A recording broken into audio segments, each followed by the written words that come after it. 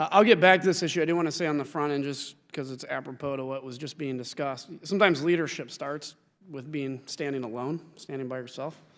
I think if we decertify this deal, there's all kinds of questions of what happens. I think there's no question of what happens in 10 years, even if we certify this deal over and over again, which is we either have to basically bomb Iran to keep them from getting nuclear weapons, or they're going to get nuclear weapons. Or we have to somehow come back to the table and compel them to yet another nuclear deal. It was actually pretty interesting and pretty eye-opening. Jake Sullivan, a couple weeks ago, was in front of the committee, and I asked him, did you guys put ballistic missiles on the table in your opening gambit of this attempt to get a deal? And he said, yes, absolutely. But we knew the Iranians would never agree to it, so we pulled it off. So that actually reminded me of my thought that, and I think I said this to Secretary Kerry or somebody before us, which is you're going to get a deal at any cost.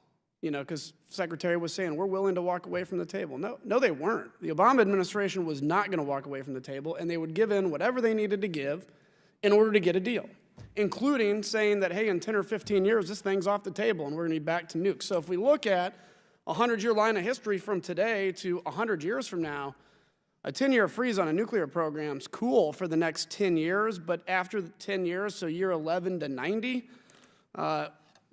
it doesn't make sense. This is the issue we're dealing with in North Korea, too. How do you, when you give somebody the ability to go nuclear, how do you ever enforce a non-proliferation treaty?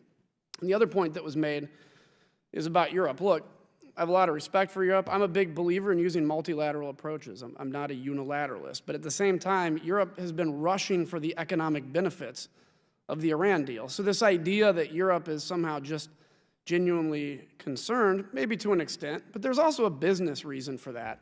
And that included when we leveraged sanctions against Russia. They were resistant to that, despite Russian invasion of Crimea, Russian occupation of Georgia, and a continued fight in Eastern Europe, because it's about the economy.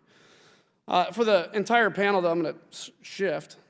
I was horrified this week to see the images of a 1-month-old baby starving to death in Syria. What we have in Syria is one of the largest human tragedies, at least in my lifetime, hopefully in my lifetime. 500,000 dead people, 550,000 innocent children. So in addition to supporting Assad's barbarianism, Iran is more emboldened in its efforts to dominate Syria and its efforts to build a regional land bridge. And I can only conclude that they're going to, if successful, use that to threaten Israel and other allies we have. We didn't do enough, or really anything, in the last 8 years to sound the alarm on Iran's destabilizing activities in Syria and Iraq, I might add, of which I fought against them in Iraq, of which I also need to remind people that about a quarter of American soldiers that gave their life in Iraq were a result of Iran or Iranian technology. But I think now is the time to finally implement a broad strategy that counters Iran effectively in Syria. Mr. Ambassador, I'll start with you, but it's a question for all three of you. No one should have to see those images of starving children caused by an Iranian-backed Assad regime anymore. I also met with a survivor of torture in Assad's prison, and as he was bawling to me and recounted some of the stuff that I think the devil himself would look at and go, man, I couldn't have even come up with anything that twisted. As he recounted this stuff to me, I realized this is like the shame of our generation to ignore what's been going on. But what specific pressure can we apply to the Iranians, be it sanctions or actual military engagement, to have an impact towards slowing their advance across the entire country, Mr. Ambassador? Look, I agree with a lot of what you said, probably all of it. The reality is that Iran, in politics today in Washington, we oversell things. With due respect to my colleagues in the previous administration, one of the points of oversell, and look, I get it, it's just the way it is here now, was that they said somehow, President Obama on Implementation Day said that Iran would rejoin the community of nations. I'm paraphrasing, I don't remember the quote exactly. But what Iran did, that wasn't true. It didn't work out that way. I believe that President Obama genuinely believed that. I believe he was wrong about that. Iran ran right to Damascus and right to Moscow.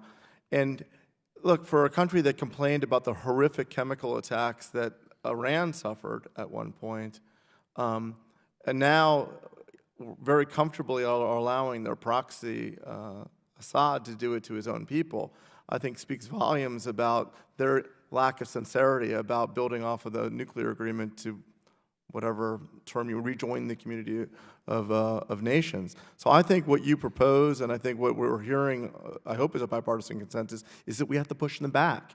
And we have to say to them that if you're going to have militias there, if you're going to have your proxies there, we're going to continue to ratchet up pressure and do things and potentially take action against those proxies if they stay there. We're not going to allow you to have, for example, that land bridge. We're not going to allow you to have the Bab el-Mandeb.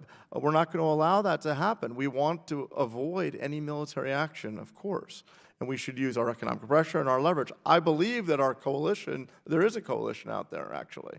But I do also believe that the 2008 financial crisis showed that, regrettably, or favorably in this case, that most of the international banking transactions and financial transactions flow through New York, and we have a lot of power to control that.